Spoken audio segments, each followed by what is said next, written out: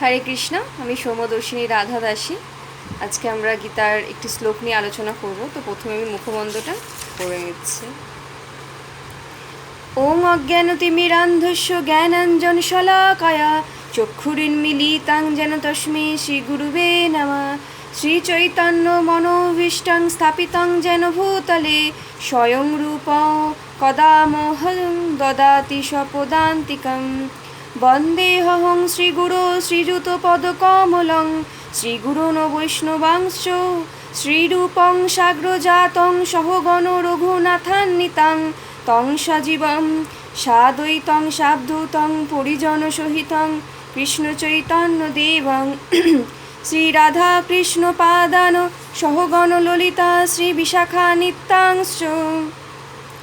হে কৃষ্ণ করুণা সিন্ধু দীনবন্ধু জগৎপথে গোপেশ গোপিকা কান্ত রাধাকান্ত নমস্তুতে।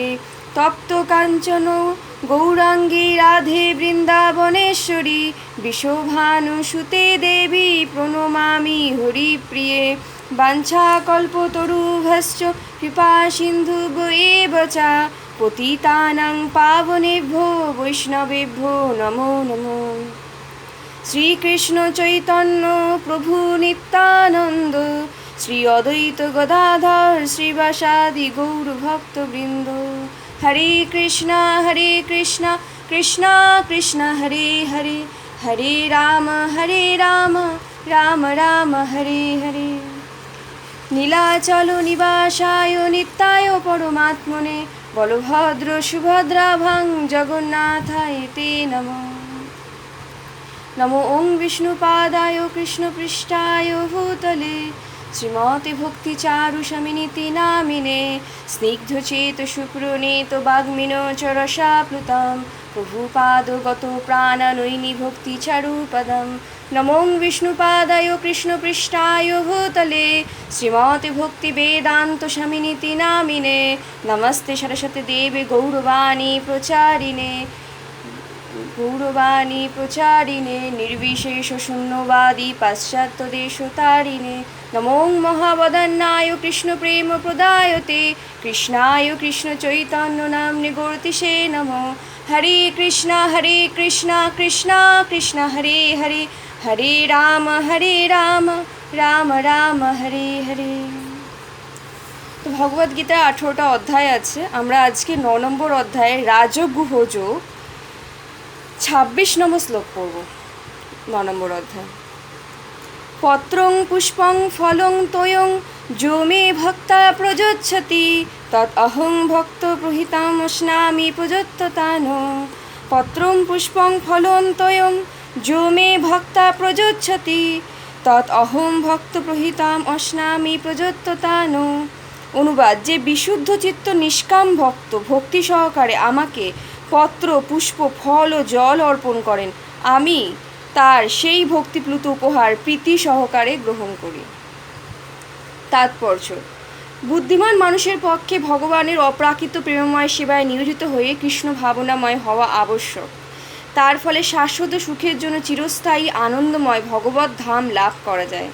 এই প্রকার বিস্ময়কর ফল লাভ করার পদ্ধতি অত্যন্ত সহজ, এমনকি অত্যন্ত দরিদ্রতম ব্যক্তিও কোনো রকম যোগ্যতা ছাড়াই এর অনুশীলন করতে পারে। এটি লাভ করার পক্ষে একমাত্র যোগ্যতা হচ্ছে ভগবানের শুদ্ধ ভক্ত হওয়া। কার কি পদমর্যাদা অথবা তার স্থিতি কি, তাতে কিছু আসে যায় না। পন্থাটি এতই সহজ যে অকৃত্রিম প্রেম ভক্তি সহকারে এমনকি একটু পত্র অথবা একটু জল অথবা ফল পরমেশ্বর ভগবানকে অর্পণ করা যেতে পারে এবং ভগবান তা গ্রহণ করে সন্তুষ্ট হবেন। তাই কৃষ্ণ ভাবনামৃত থেকে কেউই বাদ পড়তে পারে না, কারণ এটি অতি সহজসাধ্য ও সর্বজনীন। তাই এই সরল পন্থার দ্বারা সচ্চিদানন্দময় জীবনের পরম পূর্ণতা লাভ করতে এমন কোন মূঢ় আছে যে সে কৃষ্ণ ভাবনামৃত লাভ করতে চায় না? কৃষ্ণ কেবল প্রেম ভক্তি চান, অন্য কিছু নয়। কৃষ্ণ তার শুদ্ধ ভক্ত এমনকি একটি পত্র গ্রহণ করেন শুদ্ধ ভক্ত থেকে। তিনি অভক্তের কাছ থেকে কোনো রকম নৈবেদ্য গ্রহণ করেন না। তার কারো কাছ থেকে কোনো কিছুর প্রয়োজন নেই, কারণ তিনি হচ্ছেন স্বয়ং সম্পূর্ণ। কিন্তু তবুও প্রীতি ও ভালোবাসার বিনিময়ে তিনি তার ভক্তের নৈবেদ্য গ্রহণ করেন। কৃষ্ণ ভাবনাময় বিকাশ সাধন করাই হচ্ছে জীবনের পরম সিদ্ধি। কৃষ্ণের সান্নিধ্য লাভ করার একমাত্র উপায় যে ভক্তি, সেই কথাটিকে জোর দিয়ে ঘোষণা করবার জন্য ভক্তি শব্দটি এই শ্লোকে 2 বার উল্লেখ করা হয়েছে। অন্য কোনো উপায়, যেমন কেউ যদি ব্রাহ্মণ হয়, শিক্ষিত পণ্ডিত হয়, ধন বিত্তশালী হয় অথবা বড় দার্শনিক হয়, তবুও তারা কৃষ্ণকে কোনো কিছু নৈবেদ্য গ্রহণ করাতে অনুপ্রাণিত করতে পারে না। ভক্তির মৌলিক বিধান ব্যতীত কারো কাছ থেকে কোনো কিছুই গ্রহণ করাতে ভগবানকে কেউই অনুপ্রাণিত করতে পারে না। ভক্তি হচ্ছে অহেতুকী, পন্থাটি হচ্ছে শাশ্বত, এটি পরম তত্ত্বের প্রতি প্রত্যক্ষ সেবা সম্পাদন। ভগবান শ্রীকৃষ্ণ পূর্বেই প্রতিপন্ন করেছেন তিনি হচ্ছেন একমাত্র ভোক্তা, আদি পুরুষ ও সমস্ত যজ্ঞের পরম লক্ষ্য। এই শ্লোকে তিনি বলেছেন কী ধরনের যজ্ঞ তার পিতু উৎপাদন করে। যদি কেউ হৃদয়কে নির্মল করার জন্য এবং জীবনের পরম প্রয়োজন প্রেমময়ী ভগবৎ সেবা প্রাপ্ত হওয়ার জন্য ভক্তিযোগে নিয়োজিত হওয়ার অভিলাষী হয়, তাহলে তাকে জানতে হবে ভগবান তার কাছ থেকে কী প্রত্যাশা করেন। যিনি শ্রীকৃষ্ণকে ভালোবাসেন তিনি তাকে কেবল সেই জিনিসগুলি অর্পণ করেন যা তার প্রিয়। তিনি কখনো অবাঞ্ছিত বা প্রতীকীল বস্তু শ্রীকৃষ্ণকে নিবেদন করেন না। তাই মাছ, মাংস, ডিম আদি কখনোই শ্রীকৃষ্ণের ভোগের যোগ্য নয়। যদি শ্রীকৃষ্ণ চাইতেন যে সমস্ত দ্রব্যগুলি তাকে অর্পণ করা হোক, তাহলে তিনি সেই কথা বলতেন, কিন্তু তার পরিবর্তে তিনি বলেছেন যে পাতা, ফুল, ফল ও জল আদি দ্রব্যই যেন কেবল তাকে অর্পণ করা হয়। এই প্রকার ভোগ সম্বন্ধে তিনি বলেছেন যে আমি সেগুলি গ্রহণ করব। তাই আমাদের বোঝা উচিত যে তিনি মাছ, মাংস, ডিম আদি কখনোই গ্রহণ করেন না। শাক, সবজি, অন্ন, ফল, দুধ ও জল মানুষের উপযুক্ত আহার। ভগবান শ্রীকৃষ্ণ নিজে সেই বিধান দিয়ে গেছেন।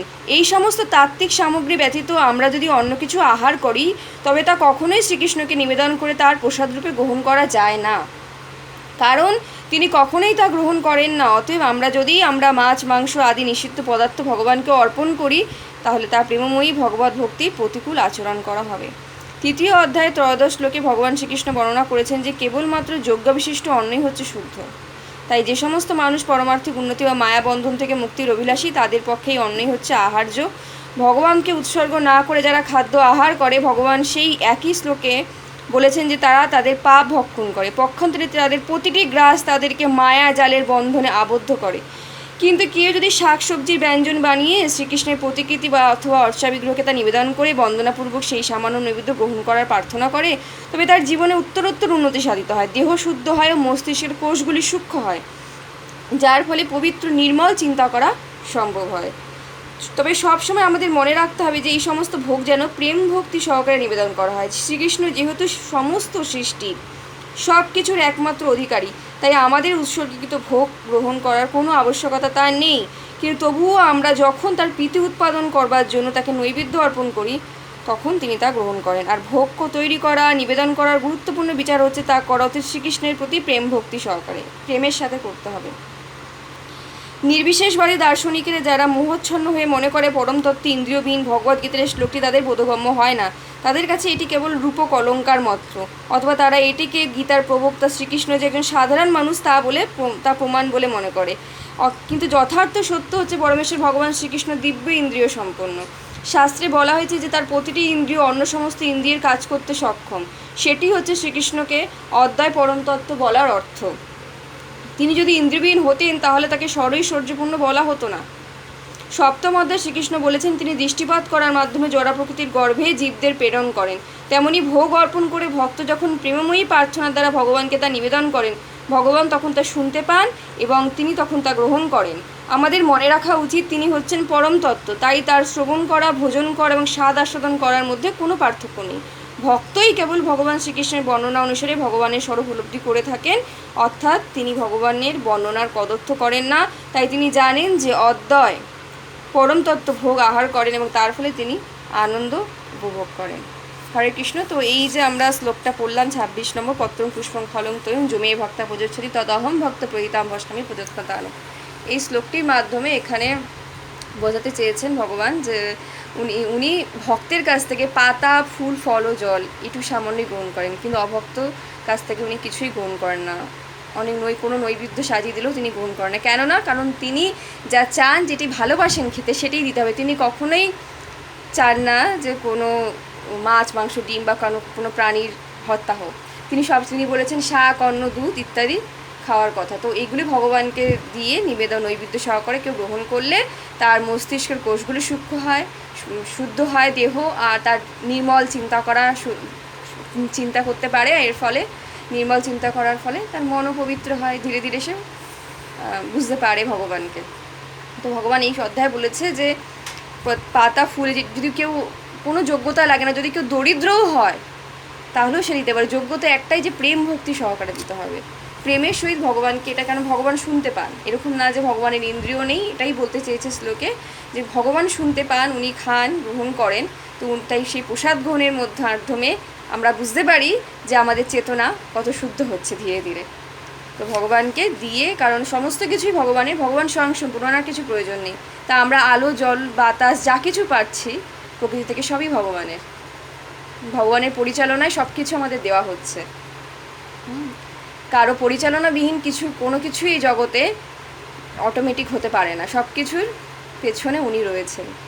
তো ভগবদ্গীতার এই শ্লোকটির মাধ্যমে আমরা বুঝতে পারছি যে আমাদের কি কি ভগবানকে দেওয়া উচিত আর আমাদের সেটা গ্রহণ করা উচিত। তো আমরা যেখানে আছি যেতটুকু পারি একটু ফল জল, যদি আমরা প্রসাদ ভগবানকে আমরা নাও দিতে পারি, ভাত প্রসাদ ভগবানকে না, মানে ভগবানে আমরা ভাত বা কোনো যেগুলো আমরা খাই নিরামিষ সেগুলো ভগবানকে নাই দিতে পারি, শুধুমাত্র ফল জল প্রতিদিন তুলসী পাতা অর্পণ করে যদি আমরা ভগবানকে দিতে পারি, এটা গ্রহণ করি, তাহলে আমাদের ভগবানের কৃপা লাভ হবে।